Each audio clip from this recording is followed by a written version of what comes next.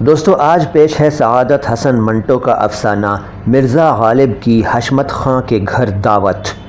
جب حشمت خاں کو معلوم ہو گیا کہ چودھویں اس کے بجائے مرزا غالب کی محبت کا دم بھرتی ہے، حالانکہ وہ اس کی ماں کو ہر مہینے کافی روپے دیتا ہے اور قریب طے ہو چکا ہے کہ اس کی مسی کی رسم بہت جلد بڑے اہتمام سے ادا کر دی جائے گی، تو اس کو بڑا تاؤ آیا۔ اس نے سوچا کہ مرزا نوشہ کو کسی نہ کسی طرح ذلیل کرنا چاہیے۔ چنانچہ ایک دن مرزا کو رات کو اپنے یہاں مدعو کیا۔ مرزا غالب وقت کے بڑے پابند تھے۔ جب حشمت خاں کے گھر پہنچے تو دیکھا کہ گنتی کے چند آدمی چھولداری کے نیچے شمعوں کی روشنی میں بیٹھے ہیں، گاؤ تکیے لگے ہیں، اگالدان جا بجا قالینوں پر پڑے ہیں۔ غالب آئے، تعظیماً سب اٹھ کھڑے ہوئے اور ان سے معانقہ کیا۔ وہ حشمت خاں سے مخاطب ہوئے، ہاں خان صاحب، یہاں تو سناٹا پڑا ہے، ابھی کوئی نہیں آیا؟ حشمت خاں مسکرایا، یوں کیوں نہیں کہتے کہ اندھیرا پڑا ہے؟ چودھویں آئے تو ابھی چاندنی چھٹک جائے۔ مرزا غالب نے یہ چوٹ بڑے تحمل سے برداشت کی۔ سچ تو یوں ہے کہ آپ کے گھر میں چودھویں کے دم سے روشنی ہے، ہتھ کھڑیوں کی جھنکار اور آپ کی تیز گفتار کے سوا یہاں دھرا ہی کیا ہے؟ حشمت خاں کھسیانہ سا ہو گیا، اس کو کوئی جواب نہ سوجھا۔ اتنے میں دو تین اصحاب اندر داخل ہوئے جن کو حشمت خاں نے مدعو کیا تھا۔ آگے آئیے جناب جمیل احمد خاں صاحب، آئیے، اور بھائی سرور خاں، تم نے بھی حد کر دی۔ حشمت خاں کے مہمانوں نے جو اس کے دوست تھے موزوں و مناسب الفاظ میں معذرت چاہی اور چاندنی پر بیٹھ گئے۔ حشمت خاں نے اپنے ملازم کو اپنی گرجدار آواز میں بلایا، منع خاں۔ منع خاں بھاگتا ہوا آیا، جی سرکار، حکم؟ بی چودھویں ابھی تک نہیں آئیں، کیا وجہ؟ منع خاں نے عرض کی، جی حضور بہت دیر سے آئی، لال کمرے میں بیٹھی ہیں، سارے سماجی حاضر ہیں، کیا حکم ہے؟ حشمت خاں نے تشتری میں سے پان کا چاندی اور سونے کے ورق لگا ہوا بیڑا اٹھایا اور اپنے نوکر کو دیا، لو یہ بیڑا دے دو، محفل میں آ جائیں، گانا اور ناچ شروع ہو۔ منع خاں لال کمرے میں گیا۔ چودھویں چوڑی دار پائجامہ پہنے، دونوں ٹخنوں پر گھنگرو باندھے تیار بیٹھی تھی۔ اس نے اس سانولی سلونی جوانی کو بیڑا دیا۔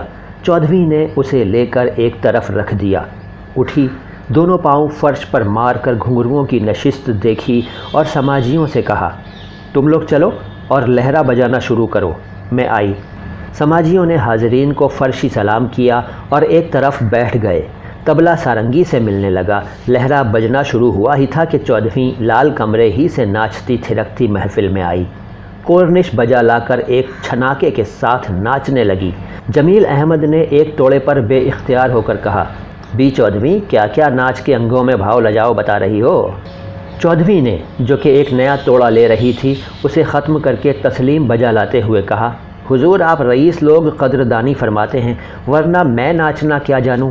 سرور خاں بہت مسرور تھے، کہا، سچ تو یہ ہے بی چودھویں، تم ناچتی ہو تو معلوم ہوتا ہے پھل جھڑی چھوٹ رہی ہے۔ جلیل احمد مسرور خاں سے مخاطب ہوئے، اما گلریز نہیں کہتے؟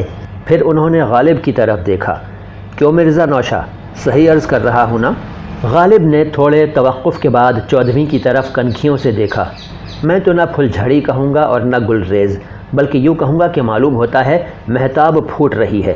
جمیل احمد بولے، واہ واہ، کیوں نہ ہو، شاعر ہے نا شاعر، چودھویں کا ناچ اور مہتاب، نہ پھل جھڑی نہ گلریز، سبحان اللہ سبحان اللہ۔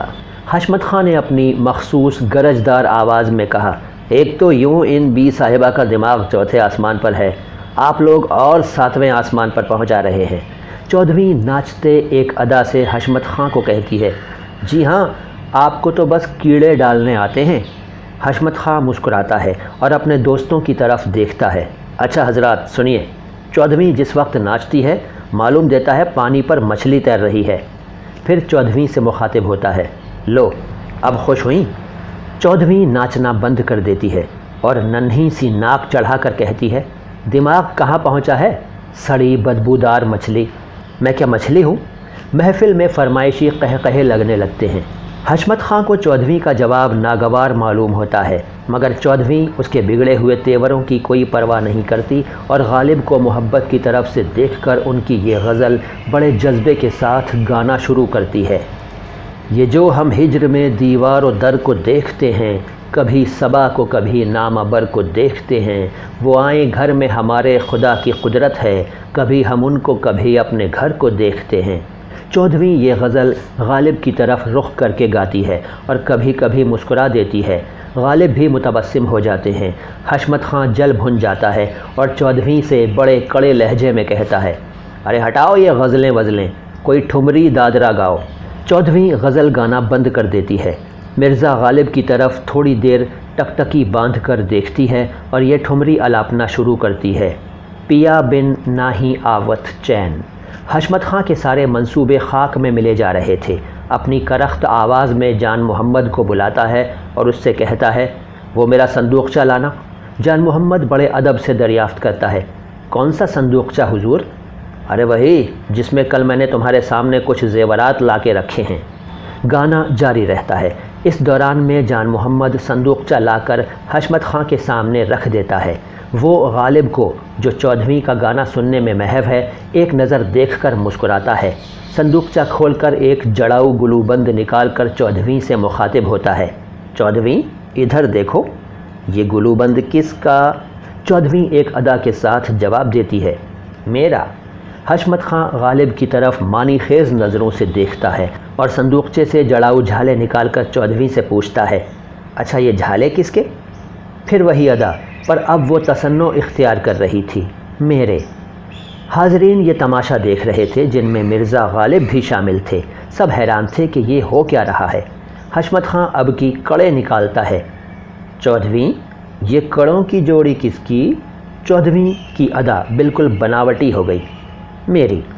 اب حشمت خان بڑی خود اعتمادی سے اس سے سوال کرتا ہے، اچھا اب یہ بتاؤ 14ویں کس کی؟ 14ویں توقف کے بعد ذرا آنچل کی آڑ لے کر دیکھتی ہے، آپ کی۔ غالب خاموش رہتے ہیں، لیکن حشمت خان نے جو شاید 14ویں کے آنچل کی اوٹ کا جواب نہیں سمجھ سکا تھا، مرزا سے کہا، آپ بھی گواہ رہیے گا۔ غالب نے ذرا تیکھے پن سے جواب دیا، سازشی مقدمے میں گواہی مجھ سے دلواتے ہو؟ تم نے نہیں سنا؟ مرزا غالب محفل سے اٹھ کر جاتے ہوئے حشمت خان سے کہتے ہیں، کچھ دیکھا نہ کچھ سنا، اور دوسرے مجھی سے مقدمہ اور مجھی سے گواہی، غضب اندھیر۔ غالب کے جانے کے بعد محفل درہم برہم ہو جاتی ہے۔ 14ویں سے حشمت خان گانا جاری رکھنے کے لیے کہتا ہے، صرف حکم کی تعمیل کے لیے وہ گاتی ہے مگر اکھڑے ہوئے سروں میں۔ حشمت خان دلی طور پر محسوس کرتا ہے کہ وہ شکست خوردہ ہے۔ آج کا میدان غالب مار گئے۔ دوسرے روز صبح غالب کا بھیجا ہوا آدمی مداری 14ویں کے گھر پہنچتا ہے اور 14ویں سے ملتا ہے۔ وہ اس کو پہچانتی تھی، اس لیے بہت خوش ہوتی ہے اور اس سے پوچھتی ہے، کیوں میاں مداری، کہاں سے آئے ہو؟ جی حبش خاں کے پھاٹک سے آیا ہوں، نواب مرزا اسد اللہ خان صاحب نے بھیجا ہے۔ 14ویں کا دل دھڑکنے لگا، کیوں، کیا بات ہے؟ جی انہوں نے یہ توڑا بھیجا ہے۔ یہ کہہ کر مداری توڑا 14ویں کو دیتا ہے، جسے وہ جلدی جلدی بڑے اشتیاق سے کھولتی ہے۔ اس میں سے زیورات نکلتے ہیں۔ مداری اس سے کہتا ہے، بی بی جی گن کے سنبھال لیجئے اور ایک بات جو نواب صاحب نے کہی ہے وہ سن لیجئے۔ کیا کہا؟ مداری تھوڑی ہچکچاہٹ کے بعد زبان کھولتا ہے، انہوں نے کہا تھا اپنے رئیس حشمت خان سے کہنا کہ جن مقدموں کا فیصلہ روپیہ پیسہ چڑھا کر بڑی آسانی سے اپنے حق میں ہو جائے ان پر گواہوں کی ضرورت نہیں ہوا کرتی۔ 14ویں گزشتہ رات کے واقعات کی روشنی میں مرزا نوشہ کی اس بات کو فوراً سمجھ جاتی ہے اور دانتوں سے اپنی مخروطی انگلیوں کے ناخن کاٹنا شروع کر دیتی ہے اور سخت پریشان ہو کر کہتی ہے، وہی ہوا جو میں سمجھی تھی۔ میاں مداری تم ذرا ٹھہرو تو میں تم سے کچھ کہوں۔ مداری چند لمحات سوچتا ہے، لیکن بی بی جی نواب صاحب نے فرمایا تھا کہ دیکھو مداری، یہ توڑا دے آنا، واپس نہ لانا اور فوراً چلے آنا۔ 14ویں اور زیادہ مضطرب ہو جاتی ہے، ذرا دم بھر ٹھہرو، سنو، ان سے کہنا میں کیوں کر، ہاں یہ کہنا کہ میری سمجھ میں کچھ بھی نہیں آتا، لیکن تم نے سنا، کہنا میں مجبوری سے کہہ گئی، نہیں مرد ہے بابا، کہنا ہاں کیا، بس یہی کہ میرا قصور کچھ نہیں۔ یہ کہتے کہتے اس کی آنکھوں میں آنسو آ جاتے ہیں۔ لیکن سنا میاں مداری، تم اتنا ضرور کہنا کہ آپ خود تشریف لائیں تو میں اپنے دل کا حال کہوں۔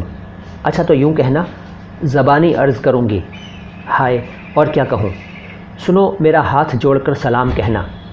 مداری اچھا کہتا چلا جاتا ہے۔ لیکن چودھویں اسے آنسو بھری آنکھوں سے سیڑھیوں کے پاس ہی روک لیتی ہے۔ اے میاں مردھے، اے میاں مداری، کہنا میری جان قسم ضرور آئیے گا، کہنا میرا مردہ دیکھیے، چودھویں بد نصیب کو اپنے ہاتھ سے گاڑیے جو نہ آئے، دیکھو ضرور سب کچھ کہنا۔ مداری چلا جاتا ہے اور وہ روتی روتی بیٹھک میں آتی ہے اور گاؤ تکیے پر گر کر آنسو بہانے لگتی ہے۔ تھوڑی دیر کے بعد حشمت خاں آتا ہے اور مانی خیز نظروں سے اس کو دیکھتا ہے۔ چودھویں کو اس کی آمد کا کچھ احساس نہیں ہوتا، اس لیے کہ وہ غم و اندوہ کے ایک اتھاہ سمندر میں تھپیڑے کھا رہی تھی۔ حشمت خاں اس کے پاس ہی مسند پر بیٹھ جاتا ہے، پھر بھی چودھویں کو اس کی موجودگی کا کچھ پتہ نہیں چلتا۔ بے خودی کے عالم میں وہ اس کی طرف بالکل خالی نظروں سے دیکھتی ہے اور بڑبڑاتی ہے، جانے وہ ان سے سب باتیں کہے گا بھی یا نہیں۔ حشمت خاں جو اس کے پاس ہی بیٹھا تھا کرخت آواز میں بولا، میری جان مجھ سے کہی ہوتی تو ایک ایک تمہارے مرزا نوشہ تک پہنچا دیتا۔ چودھویں چونک پڑتی ہے، جیسے اس کو خوابوں کی دنیا میں کسی نے ایک دم جھنجھوڑ کر جگا دیا ہو۔ اس کی آنسو بھری آنکھیں دھندلی ہو رہی تھیں، اسے صرف سیاہ نکیلی مونچھیں دکھائی دیں جن کا ایک ایک بال اس کے دل میں تکلوں کی طرح چبھتا گیا۔ آخر اسے کوئی ہوش نہ رہا، وہ سمجھتا تھا کہ یہ بھی ایک چلتر ہے۔ وہ زور زور سے قہقہے لگاتا رہا اور ڈومنی بے ہوشی کے عالم میں مرزا نوشہ کی خاطر مدارات میں فوراً مشغول ہو گئی تھی، اس لیے کہ وہ اس کے بلانے پر آ گئے تھے۔ دوستو، یہ تھا سعادت حسن منٹو کا افسانہ مرزا غالب کی حشمت خاں کے گھر دعوت۔ یہ افسانہ آپ کو کیسا لگا ضرور بتائیے گا۔ میں معین شمسی ہوں، یہ چینل ہے مائی ہندی مائی اردو۔ سلام ہندوستان۔